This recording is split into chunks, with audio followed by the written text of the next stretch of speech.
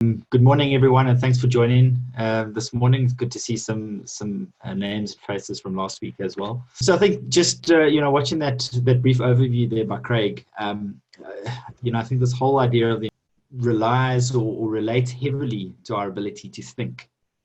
We have to be able to think clearly to understand, our purpose, perspective, and so on.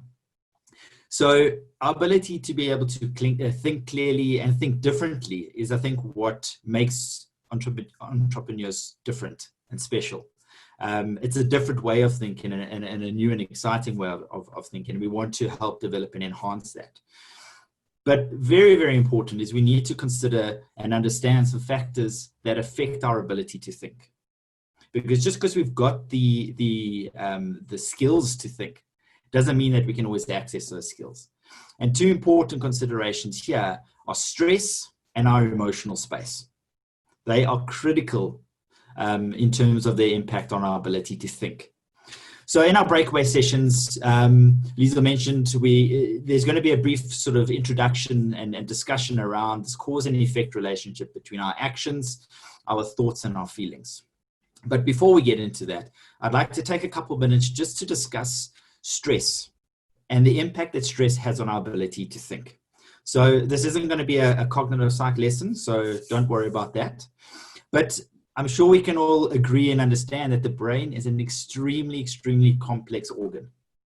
It's taken years and years, and people are still trying to understand how it's all working. And there's many different perspectives from all different fields that are trying to understand it. So today, I want to just sort of break it down as simply as I can. I want to break our brain down into three components, three parts.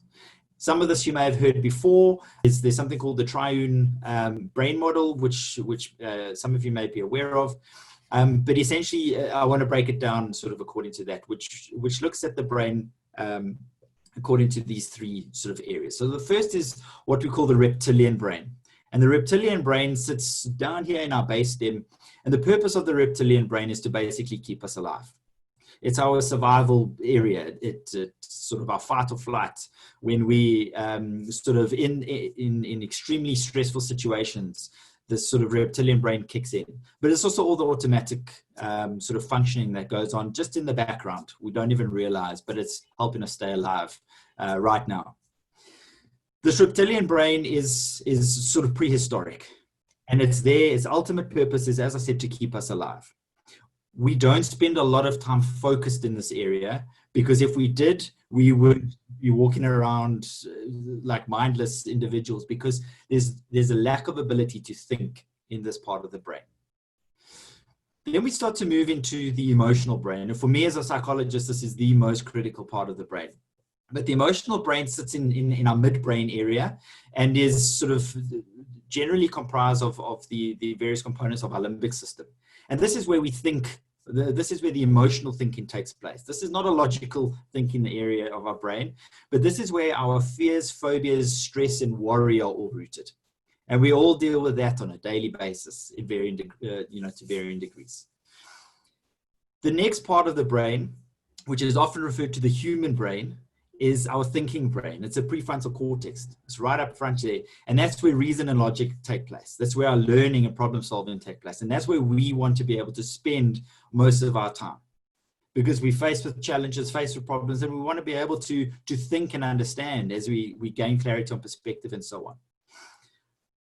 But the reality is that our thinking brain becomes less accessible the more upset, emotional, stressed, or worried we become. And the more stressed and worried we become, our emotional brain can become overwhelmed, and we can slip into that reptilian brain, which is definitely not where we want to be. But there's a definite relationship between these parts of our brains, and we need to make sure that we understand this, that we can't just think our way out of stress and worry. It's not something that we just can cognitively do. We really need to invest in understanding this emotional component of our brains and who we are, because at the end of the day, we're all human beings. Well, at least for the next couple of decades, I think. But we need to learn to manage our brains, and that's managing our thoughts and feelings in order to maximize our output. So our key objective is to really help develop and enhance your own entrepreneurial mindset. And we're hoping to do this by helping you gain a clear understanding on some of the core factors that contribute to your mindset. So in the breakaway sessions, we're going to go through a nice sort of activity. It's going to be a group discussion where we're going to unpack and discuss this relationship between our thoughts, feelings, and actions. And hopefully at the end of it, you will be able to make some connections and reflections for yourself, and maybe start to make and implement some changes for yourself. I think just before we get into those breakaway sessions, Liesl, we're going to have a brief introduction from everybody. So I'll just start off, if I can, just dive straight in. I thought I'd save my intro for now, sort of in the beginning. But my name's Lloyd Levens. I'm a psychologist, coach, speaker, and author. And I feel that my purpose is to really help people to maximize who they are as individuals, to really sort of develop the core of who they are so that they can be the very best versions of themselves. And as such, they can be an influence as much as possible in the short time that we have on this earth. So that's me. I look forward to engaging with my group in the breakaway session. It's going to be fantastic.